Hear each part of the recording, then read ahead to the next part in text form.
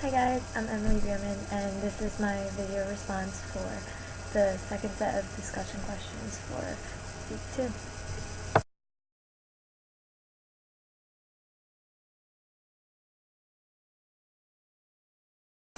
This is Ian Bogos. Bogos claims video games can be more than just entertainment. They can potentially put users in someone else's shoes. These video games put the player in a different role instead of one that just fulfills power fantasies. For example, in Dark Forest Dying, the player is put into the role of a character who needs to retrieve water for his or her family. The character is vulnerable and is only capable of hiding instead of being a powerful character.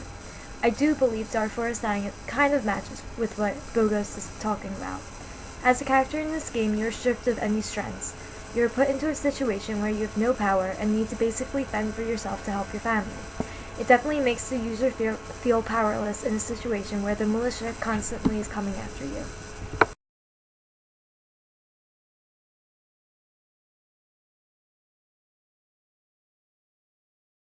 Slacktivism is when people who claim to be activists think they are helping, when in fact they are not doing any actual work to support a cause. They are putting in the minimum amount of effort. People often receive group or event invitations on social media asking for support for causes. Slacktivism would be when a person joins a group but doesn't actually go out and do anything to help. Thousands of people can join a group, but it's the people that actually go out and do something to help a cause that actually matter. Kierkegaard was a philosopher who believed the world was getting flat. Morozov brings him into the conversation to show that slacktivism exists. Kierkegaard believed that people were interested in everything and nothing, but they didn't actually engage in anything. This is exactly what Morozov believes slacktivism is.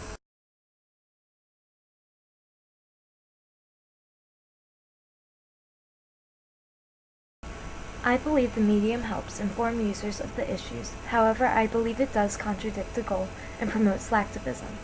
When I first played Dark Forest Dying, I found it to be an interesting form of new media. I also thought it was informative and helped educate me in what was going on in Darfur at some point.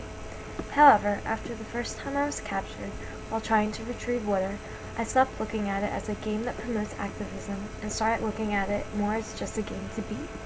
I became focused on retrieving water without being caught by the militia, and once back at the camp I was focused on accomplishing the goals of the game, like bringing back water to the crops, harvesting the crops, and keeping the camp's health high. The game warns you when the militia is coming and constantly advises you as the player to take action.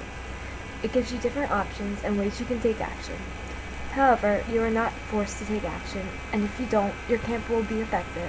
You'll have to rebuild, go retrieve more water, etc. But you're still able to play the game. You're able to ignore the threats and just continue playing the game if that's what you want to do. At the end of it all, I didn't donate or take action, but I still managed to last multiple days. In my opinion, this is slacktivism at its finest. My question for my group is, do you think video games are a good medium to use to promote activism? Do you think there's a way for video games to promote true activism as opposed to slacktivism?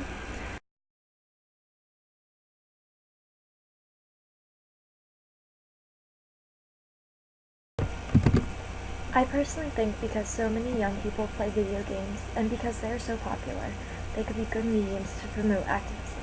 However, I think there needs to be a way for them to promote true activism as opposed to just slacktivism. I think there needs to be a better way for people to interact and get involved through video games.